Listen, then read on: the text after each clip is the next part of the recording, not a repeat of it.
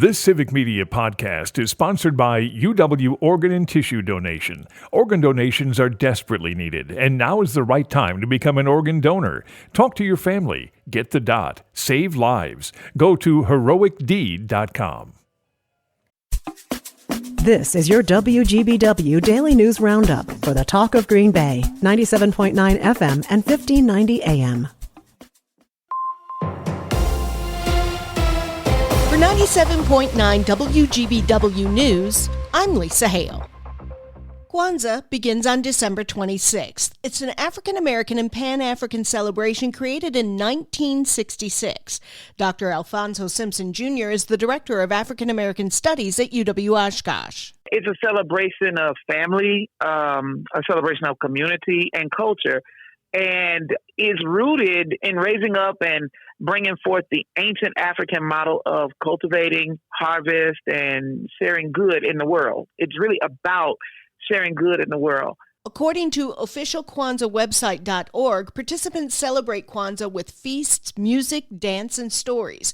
They also honor the 7 principles of unity, self-determination, collective work and responsibility, cooperative economics, purpose, creativity. 25-year-old Chase Cuddy of Crivets was killed in a single-vehicle accident Christmas Eve. Marinette County officials say they received an iPhone crash detection call and found the accident on County Highway X in the town of Stevenson. The investigation indicates Cuddy's vehicle tried to pass another vehicle, lost control, went into the ditch, and hit several trees. Officials believe alcohol and speed contributed to the accident. One of the world's biggest businesses is putting a pause on a major Racine County project. Stuart J. Waddles has more. Microsoft has temporarily suspended construction on portions of its massive data center complex in Mount Pleasant. The Milwaukee Business Journal reports that the company is working to refine the project's design. Microsoft has announced plans to invest $3.3 billion and to create 2,300 union construction jobs by next year. The Business Journal says the company is telling them that the project is still on track despite the pause. The Village of Mount Pleasant has issued a statement stating confidence in Microsoft's plans. The Wisconsin Department of Natural Resources has announced $1 million in grant funding to provide water quality and fish consumption education. The funding was provided through the U.S. Environmental Protection Agency and will be targeted towards parts of the states with higher rates of food insecurity and water contamination. With the funding, local partners will conduct outreach and education programs to share information on water testing in rural communities where fishing serves as a consistent source of food access. It's a grim landscape for newspapers in the Badger State. More people are getting inaccurate information. Savannah Tomei Olson reports. Here in Wisconsin, 1 in 5 newspapers has shuttered in the last year. UW-Madison professor Robert Asen says the rise in social media as an information source and options like podcasts means people are increasingly getting news from biased or inaccurate sources.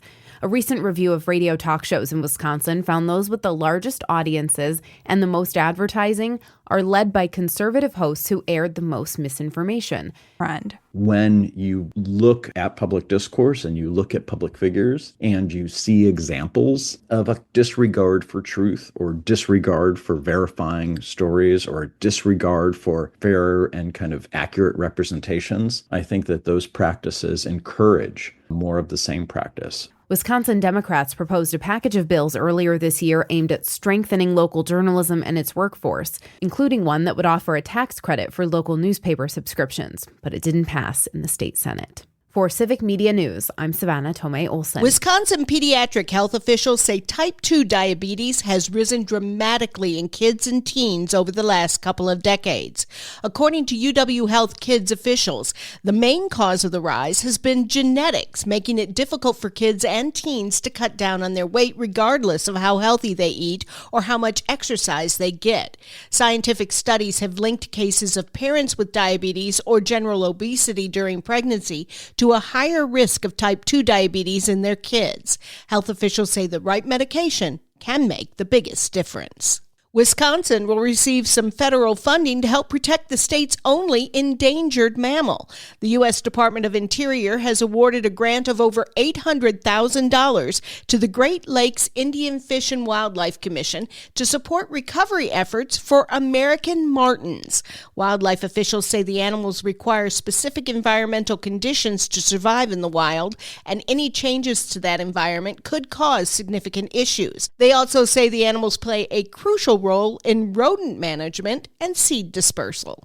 An air quality trend report released by the DNR covers the past 20 years of pollutants regulated under the Clean Air Act. Brittany Merlot has more. Wildfire smoke events in 2023 resulted in the DNR issuing 15 air quality advisories, which is almost 5 times higher than the average over the past 12 years. The report looked at ground-level ozone, sulfur dioxide, nitrogen dioxide, carbon monoxide, particle pollution, and lead. What burned in Canada last year was over 2 million acres bigger than the state of Wisconsin. That's 6 times the annual average and charred 5% of the entire Canadian forest. That smoke contained ozone-forming pollutants, which, combined with the warmer-than-usual summer temperatures, contributed to increased ozone concentrations. This resulted in the Lake Michigan shoreline area, including Milwaukee and parts of Sheboygan and Kenosha counties, falling short of meeting the 2015 ozone standard. Wisconsin has implemented many programs that have reduced emissions of ozone-causing pollutants, which range from power plants, industry, and transportation in the state. But still, these emission reductions have not resulted in the attainment of the 2015 ozone standard, mainly because most ozone-causing emissions are transported across state boundaries and are outside of Wisconsin's control.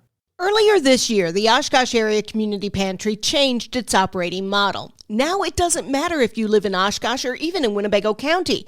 Anyone in need can use the pantry. Ryan Rasmussen, Executive Director. Does that mean folks from Chippewa Falls and Eau Claire and other places are coming? Probably not, right?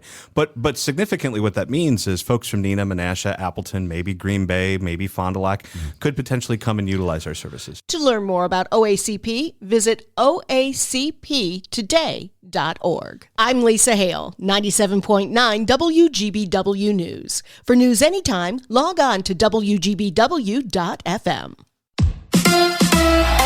Bucks basketball tonight. Hi, I'm Mike Clemens with sports. It's the Bucks and the Brooklyn Nets tonight at Fiserv Forum. Chris Middleton making progress, scoring 21 points in their win over the Bulls as he comes back from ankle surgery. Doc Rivers. It's just going to take him time. These minutes have been fantastic for him. To keep him under 25 in the last 2 games when we have Dame and Giannis out and still keep Chris under 25, that's huge for us. NFL, the Packers getting ready to play the Vikings Sunday in Minnesota. Wide receiver Christian Watson talked about that bruised knee injury he suffered Monday night on a 14-yard end run against the Saints. It was just an awkward fall. I went to the ground and then the DB just kind of fell into my legs and just kind of felt something with the knee. I mean, it definitely hurt right away, but I mean, it felt like it was good enough to go back in, so I went back in and it was feeling all right. But I mean, it just kind of was just lingering a little bit, and I just couldn't play the type of football I wanted to play, so just had to shut it down. That's the Packers' Christian Watson. With sports, I'm Mike Clemens.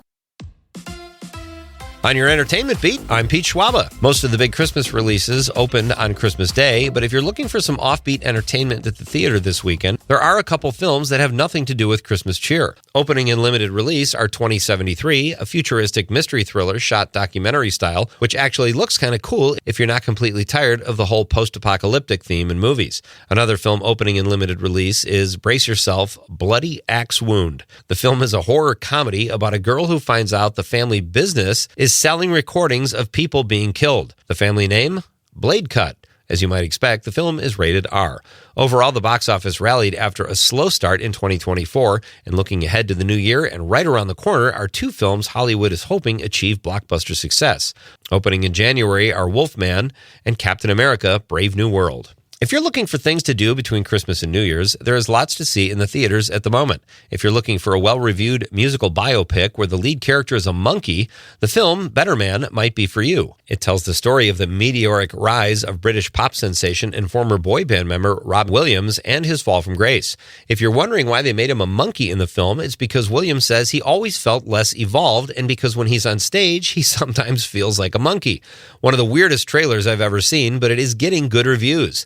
Other films that open on Christmas Day include The Fire Inside, about a female boxer from Flint, Michigan, who becomes the first woman to win gold in the sport at the Olympics.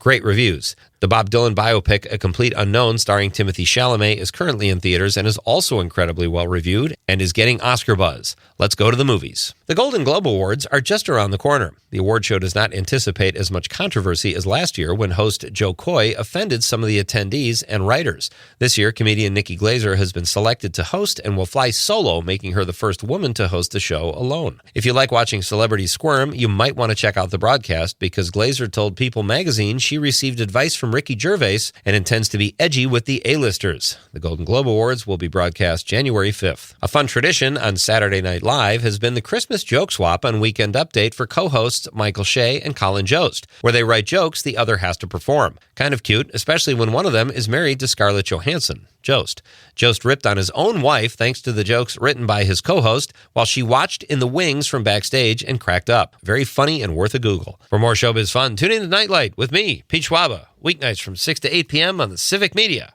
Radio Network.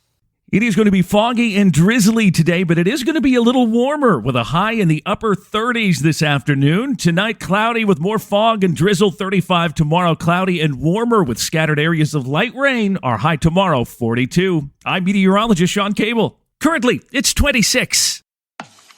That's your WGBW Daily News Roundup from Civic Media. Subscribe to this podcast on Spotify, Apple, or wherever you find your podcasts. Find more news at WGBW.FM. The national news cycle never stops, but it can be hard to find news about your local community. Civic Media is dedicated to providing quality local and state news coverage across Wisconsin. With the Civic Media app, you can get notifications about local stories that matter to you and your community. Find the free Civic Media app in your phone's app store and choose notifications from the menu to tell us what kind of news you want to hear about.